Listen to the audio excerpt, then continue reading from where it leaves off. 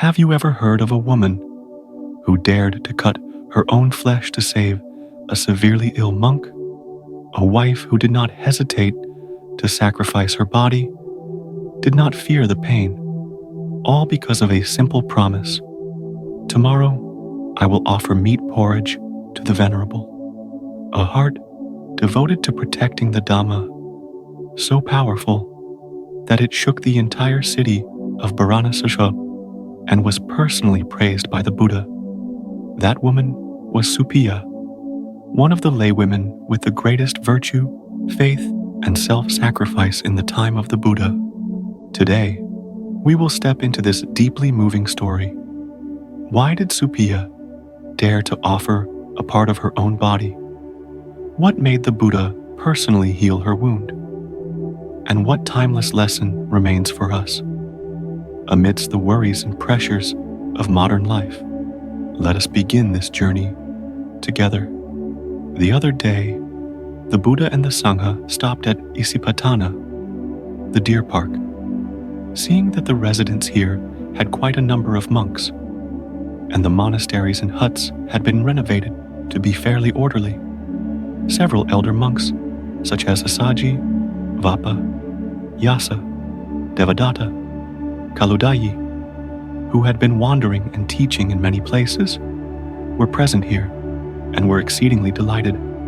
While conversing with the Blessed One, the elders reported that on this side of the Ganga River, the Dhamma was flourishing well, but on the other side, in Varanasi, non-Buddhist traditions were still thriving. The populace continued to lean heavily towards sacrifices and rituals, praying to deities for blessings, for averting misfortune, following ancient ceremonial customs. The extremist ascetic sects were still admired and revered by the ignorant and fanatical masses. On this occasion, Elder Yasa lamented to the Buddha about the poor capability and careless discipline of some newly ordained monks here and there, causing people to lose faith. Even in Varanasi, it was no exception. Then the elder related to the Blessed One an incident that had just occurred, which left the Sangha stunned, lay followers disturbed, and public opinion everywhere stirred up in a way that brought harm to the reputation of the order. More than anyone, the Buddha already knew what had happened, and that was also the reason he had stopped here. Yet he still asked out of formality, "Speak, I will listen." Bhante, in Varanasi, there is a householder named Suppiya. Both husband and wife are people of wisdom, firm faith, and a heart of generosity toward the Sangha, like a full well placed at a crossroads. Ordinarily, the couple often came here to visit the monks, asking after them to see who needed anything among the four requisites, especially who lacked food or drink, or who was ill, so that they could offer support in time. Taking advantage of this, some unrefined monks frequently made excessive requests according to their own preferences, knowing neither sufficiency nor restraint. 3 days ago, the laywoman Suppiya did as she always did. In the late afternoon, she went from one monk's dwelling to another, asking who was sick and who needed medicine. There was a certain monk who said he needed meat. He claimed that because he had taken too strong a purgative, he had been purging continuously for several days, losing all strength and energy. The physician and his companions had told him that only meat broth porridge could restore his vitality. Laywoman Suppiya replied, "Venerable sir, tomorrow I will offer the medicinal food you require." Returning home, she instructed her servants to go to the market to buy some ready prepared meat, pavata mamsam. But that day happened to be a festival day of the Brahmin ascetics, who practiced mantra rites when they ate only grains and vegetables. Thus, Throughout the streets and marketplaces, not a trace of meat could be found. The servants had no choice but to return and truthfully report the situation to their mistress. Lay follower Suppiya thought to herself, "I have given my word. I cannot go back on it. And since it is a promise made to a bhikkhu, it is even more impossible to break it. Besides, if he has been weakened by the purgative and cannot regain his strength without meat broth, his body will only deteriorate further, putting his life in danger." Having thought thus, laywoman Suppiya went into a private room, heated a knife over a flame to sterilize it, then lifted her garment and cut a piece of flesh from her own thigh. With whatever bandages she had prepared, she wrapped her wound herself, steadied her mind against the pain, then stepped outside and handed the piece of flesh to a trusted maidservant. "Boil the porridge at once and take it to the deer park to offer it to the sick bhikkhu." Having said this, she returned inside and carefully instructed the remaining servants. "If anyone asks, even my husband, say that I am ill and resting in my chamber." When her husband, lay follower Suppiya, returned home from his work, he asked after her, visited her, and gently inquired about the cause of her illness. To her husband, she spoke honestly and concealed nothing. After hearing everything, instead of becoming angry or saddened, he exclaimed with admiration and joy, "Oh, how wondrous this is! How extraordinary are the mind, the wisdom, and the faith of my beloved companion. She has established herself in the Dhamma with unshakable firmness, even more than I have. Do you know that? For if she can cut away even a piece of flesh from her precious, jewel-like body, then what external possession could there possibly be that she would not be able to relinquish?" Venerable Yasa continued, "Bhante, yesterday the layman Suppiya came here to meet me, with Venerable Svapa, Asaji, present. He recounted the entire story with a joy that words cannot express. I thought to myself, that couple is truly remarkable. Their hearts, their wisdom, their virtues, their faith, all are incomparable, beyond measure. We, your disciples, hold them in the highest respect. However, according to my humble understanding, that bhikkhu seemed to have gone a little too far. There are certain matters that need to be examined and reconsidered. Specifically, there are two issues that should be addressed by the Blessed One." "Yes, speak, I am listening," said the Blessed One. "Bhante, when Venerable Sariputta once suffered from stomach pain, he simply told Venerable Moggallana about a kind of porridge that had cured him back when he was still a householder. The Devas heard this and instructed a supporter to offer that porridge to Venerable Moggallana. Yet Venerable Sariputta refused to use it, saying that since it was offered due to a suggestion, it was improper livelihood. That story remains a shining example for the Sangha.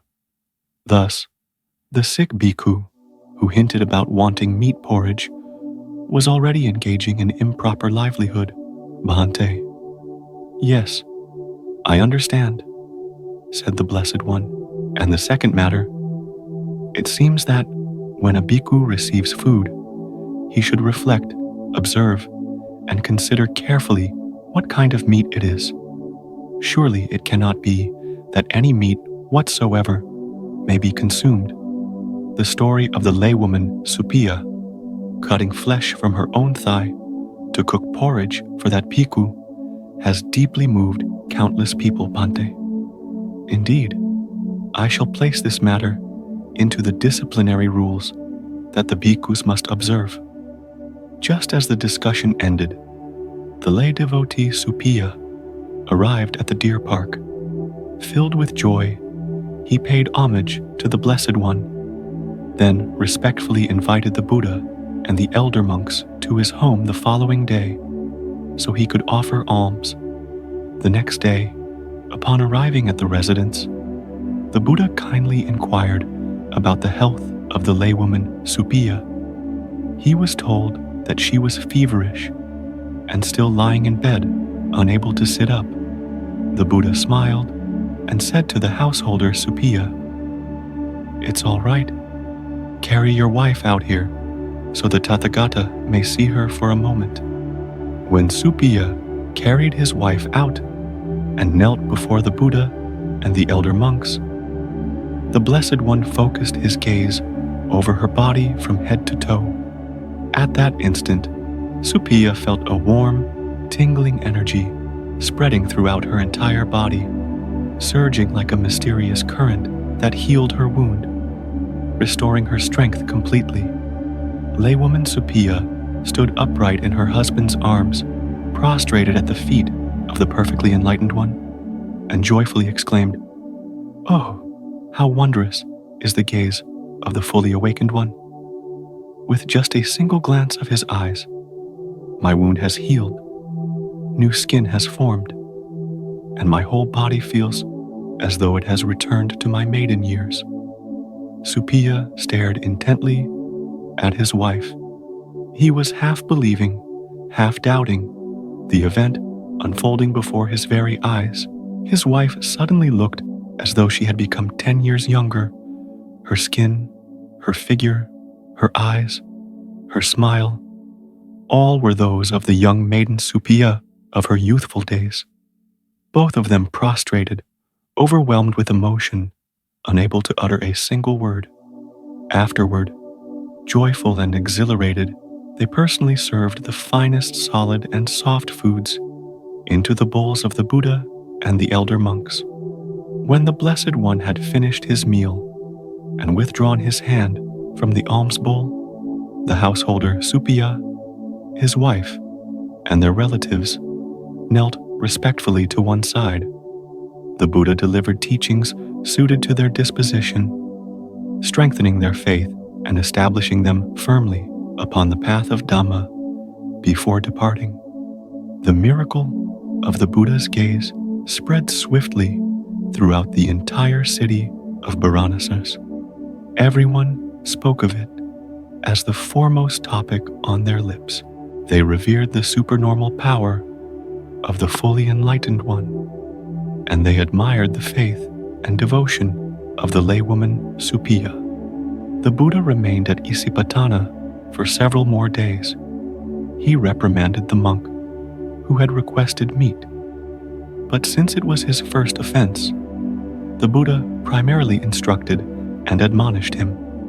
The Buddha also carefully instructed the elder monks to disseminate a training rule.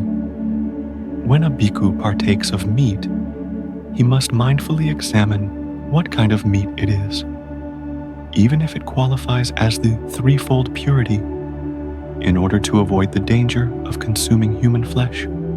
Furthermore, the Buddha laid down regulations regarding which types of meat were not to be consumed, based on social sentiment, customs, and traditional considerations. Summarized, these regulations were as follows. Consuming human flesh, as in the incident that had just occurred, constitutes a grave offense. Thulakaya, consuming meat without examination constitutes a wrongdoing. Dukkata, consuming the flesh of elephants, horses, snakes, dogs, lions, tigers, leopards, bears, wolves, all constitutes a wrongdoing. Dukkata. Having prescribed only these points, the Buddha once again set out with the Sangha on his journey. Thus, the laywoman Suppiya is regarded as the one who offered a part of her own body, the only such offering in the entire dispensation of the Blessed One, and she is also regarded as one who fulfilled the middle level of param in giving, following the example of the Buddha in many of his past lives when he was still a bodhisattva. The story of Suppiya is not merely a legend from the time of the Buddha, but a mirror that clearly reflects the state of our own hearts today. In a world full of haste, where everyone is busy, everyone fears losing their share, everyone wants to hold on to as much as possible to protect themselves, Suppiya rises like a different kind of lamp. She gave even when she no longer had anything left to give. She kept her promise, even when the price was her own flesh. She did not think of herself, yet her compassion returned to her, healing her in the most wondrous way. From Suppiya, we learn that, first, true kindness needs no display. It works quietly, yet has the power to move the universe. She did not act for anyone to see. She did not act to be praised. She acted because compassion arose in that very moment. And that alone was enough to stir the devas, enough for wholesome karma to open its path. In modern life, sometimes just a small act of kindness, a question of concern, a helping hand, a smile, can save someone from a terrible day. Second, keeping a promise is keeping your own dignity, even when no one forces you, even when no one checks. But she still fulfilled it, because to her, words carry power, truth, and character. In an age where people easily forget, easily say, maybe tomorrow, Suppiya reminds us, when we keep our word, we become stronger. When we break it, we lose ourselves. Third, giving is not losing. It is opening the door to healing. Suppiya lost a part of her own flesh, yet she received something far greater: joy, profound peace, and immeasurable merit. Today, we do not need to offer our bodies as she did, but we can give our time, our listening, our kindness, our compassion, things that are becoming increasingly rare. And finally, true compassion is action, not merely well-wishing. Suppiya did not say, "I care for you. I pray that you get well soon." She acted. In a world where people express emotions through a heart emoji or a quick "stay strong," Suppiya's story reminds us, love only truly lives when it becomes action. If Suppiya has made you reflect on kindness in your own life, feel free to share your thoughts in the comments. And remember to hit like, subscribe, so we can continue exploring stories that nourish the heart. See you in the next video.